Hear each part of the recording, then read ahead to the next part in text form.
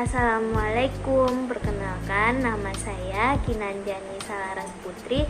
Saya dari kelas AB3F. Di sini saya ingin menjelaskan tentang komunikasi. Yang pertama yang ingin saya jelaskan adalah apa itu komunikasi dan proses terjadinya komunikasi.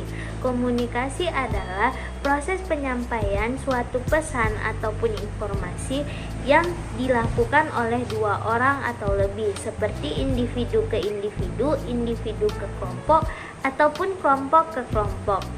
Proses terjadinya komunikasi ketika komunikator atau sender mengirimkan pesan kepada komunikan atau receiver dengan menggunakan media.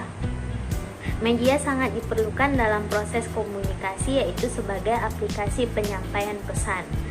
Setelah komunikator mengirimkan pesan, pesan tersebut akan diterima oleh komunikan dan komunikan akan memberikan feedback kepada komunikator.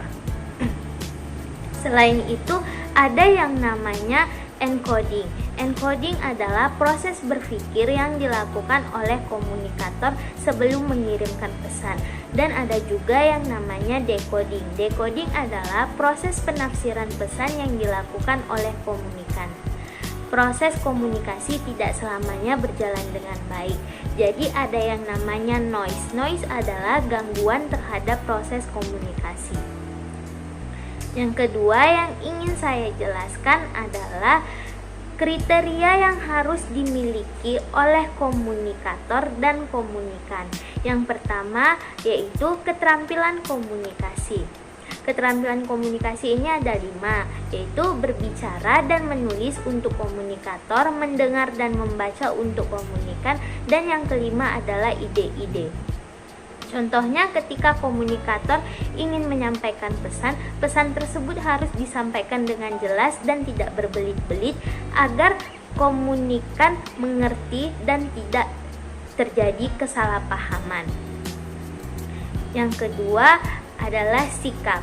Sikap sangat berpengaruh terhadap proses komunikasi. Contohnya ketika komunikator menyampaikan pesan dengan sopan dan baik, maka feedback yang akan didapatkan sopan dan baik juga. Yang ketiga, tentang tingkat pengetahuan.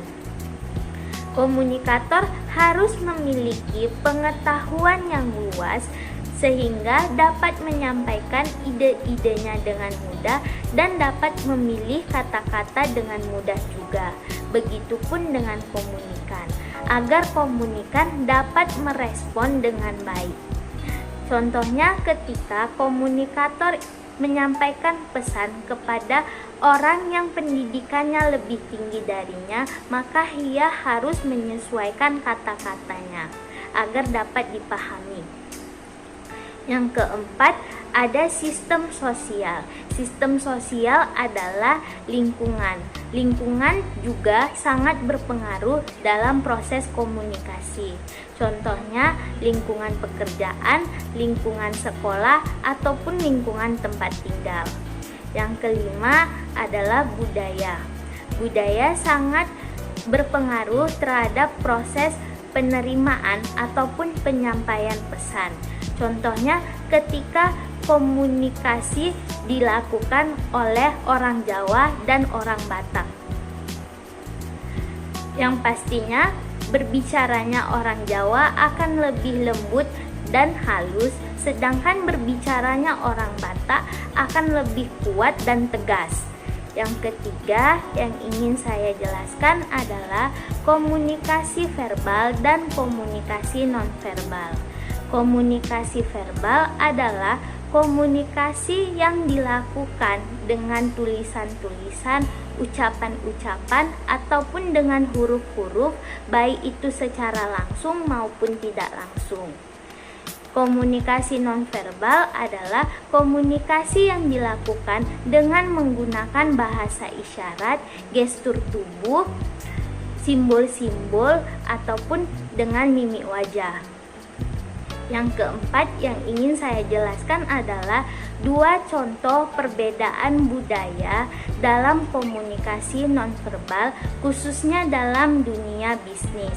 Yang pertama yaitu kita seringkali di Indonesia menemui orang dengan gerakan menyilangkan tangan.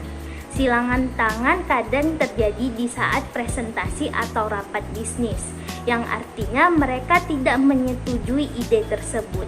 Tetapi di budaya lain, ketika mereka tidak setuju, bisa saja mereka langsung berbicara kepada yang bersangkutan. Yang kedua, berjabat tangan. Di dunia bisnis di Indonesia, umum sekali untuk orang berjabat tangan, yang bisa menandakan bahwa ia setuju dengan keputusan bisnis tersebut ataupun yang lainnya. Tetapi di budaya lain, berjabat tangan adalah hal yang asing.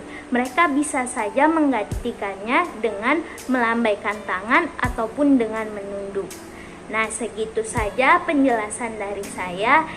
Semoga penjelasannya bermanfaat. Terima kasih. Sampai jumpa. Assalamualaikum warahmatullahi wabarakatuh.